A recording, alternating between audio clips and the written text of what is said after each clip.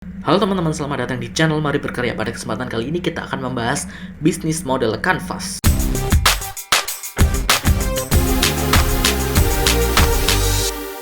Aku tahu banyak sekali dari kalian yang ingin memulai bisnis tapi bingung nih mulainya dari mana. Kemudian gimana sih cara bikin bisnis plan? Nah, salah satu bisnis plan yang paling mudah, yang paling gampang untuk diterapkan bagi kalian pebisnis pemula adalah bisnis model Canvas.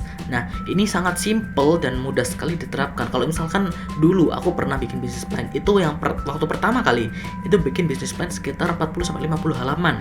Dan itu mencakup banyak sekali hal. Gak semua aku baca juga, gak semua aku detailkan seperti itu. Karena apa? Karena sebenarnya di lapangan nanti yang terjadi adalah hal yang berbeda mungkin dari bisnis plan kamu. Tapi paling tidak kamu punya patokan, kamu punya kerangka berpikir bahwa bisnis kamu itu jalannya seperti ini loh. Lalu gimana sih caranya kita membuat bisnis plan atau bisnis model Canvas ini? Silahkan tonton videonya sampai habis. Sebelum ke videonya jangan lupa untuk like dan subscribe, kemudian nyalakan notifikasinya biar kalian tahu kalau misalkan ada video baru tentang bisnis online, kerajinan tangan dan lain sebagainya di channel Mari Berkarya ini. Thank you. Kita lihat ke diagramnya. Yang pertama itu adalah key partner di sebelah kiri. Key partner ini adalah partner-partner apa atau siapa saja partner yang akan kita ajak kerjasama dalam bisnis ini. Contohnya kita adalah produk yang membutuhkan supplier. Supplier apa nih? Supplier bahan baku misalkan. Nah, siapa saja suppliernya? Kita membutuhkan untuk packagingnya, kita butuh kerjasama dengan partner apa? Atau untuk pengirimannya kita kerjasama dengan perusahaan kargo atau perusahaan apa. Partner-partner ini yang akan mendukung bisnis kita. Misalkan kita bisa menjalin kerjasama dengan beberapa partner, itu akan semakin bagus. Oke? Itu nomor satu, partner, kalian harus tentukan itu. Kemudian yang kedua, ke sebelah kanannya adalah key activity.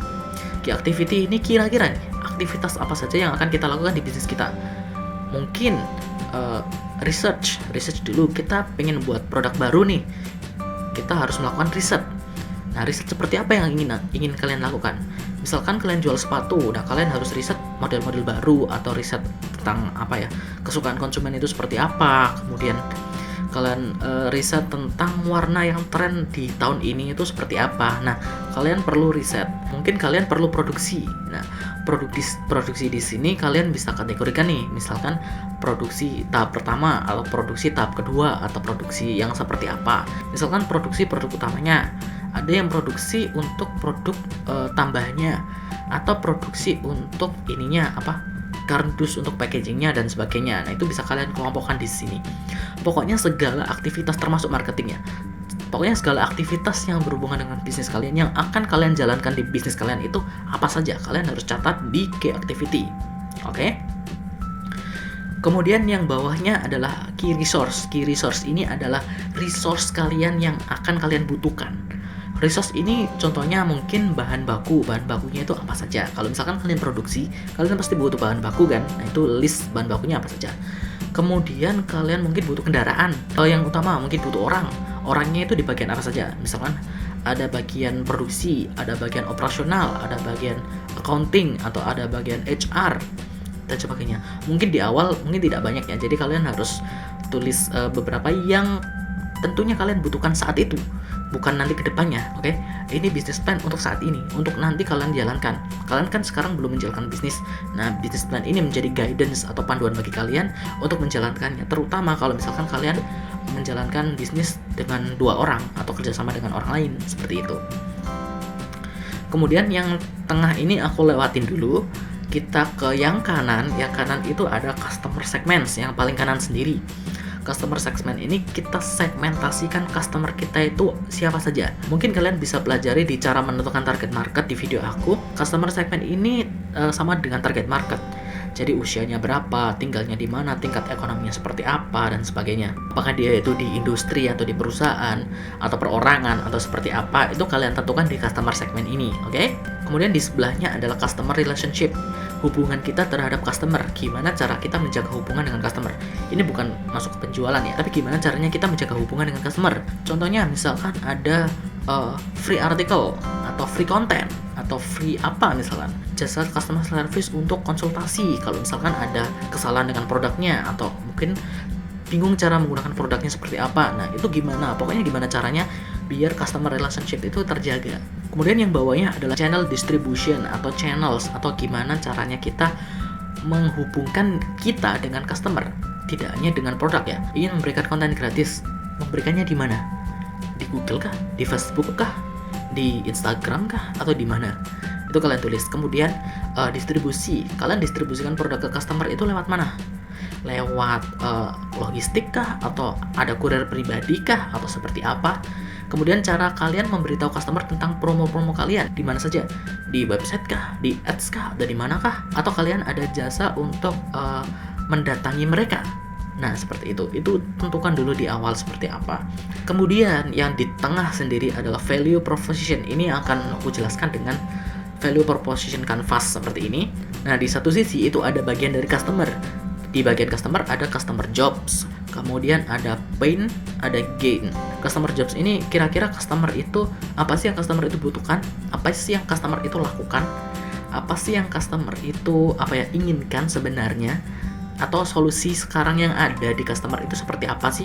Itu kalian tulis di customer jobs. Kemudian pain. Nah, customer ini lukanya seperti apa sih?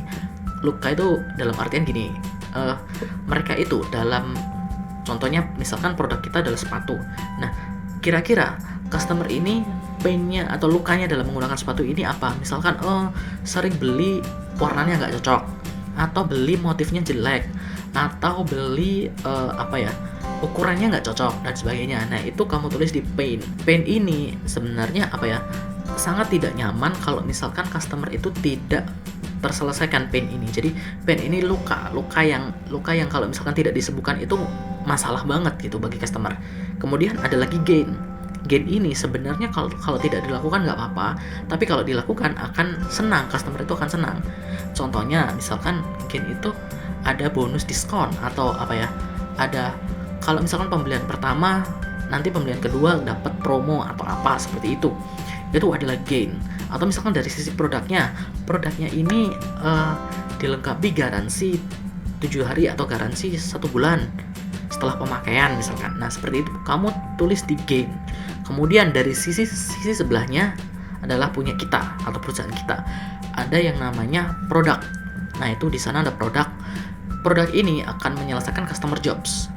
Misalkan tadi customer jobsnya apa, kita selesaikan dengan produk atau fitur di dalam produk ini, atau layanan yang akan kita berikan dalam produk ini. Oke?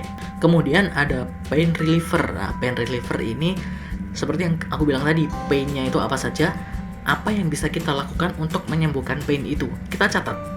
Misalkan pain-nya adalah sepatu ya, misalkan sepatu yang ukurannya nggak pas. Nah, kita akan memastikan ukuran sepatu yang pas, atau kita free tukar sepatu kalau misalkan ukurannya nggak pas. Nah, seperti itu.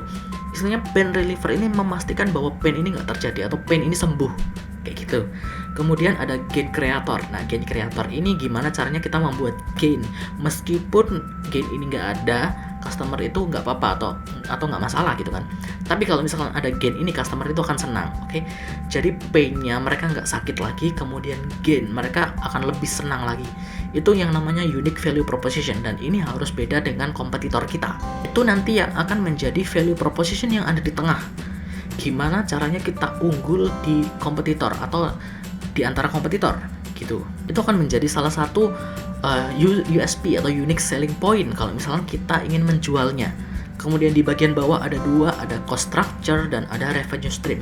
Cost structure ini adalah cost yang akan kita keluarkan atau biaya di mana aja sih. Misalkan biaya untuk produksi atau beli bahan baku itu kira-kira berapa persen. Mungkin ini ditulis persentase aja ya, karena kita nggak tahu eksaknya atau pastinya seperti apa.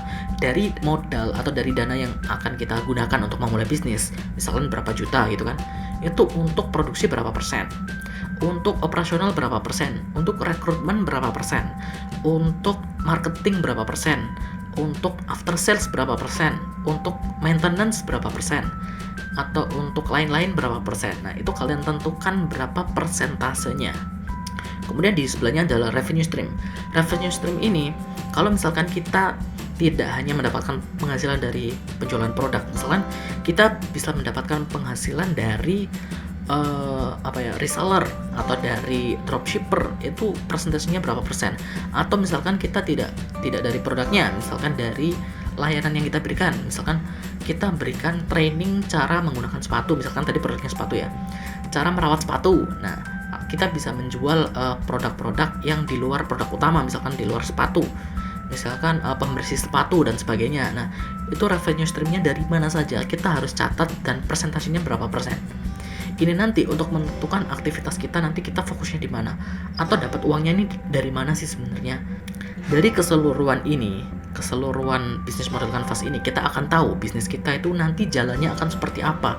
Kemudian kita dapat uangnya dari mana saja, uang yang kita keluarkan berapa saja, kemudian apa yang ada di dalam bisnis kita semua tahu detail.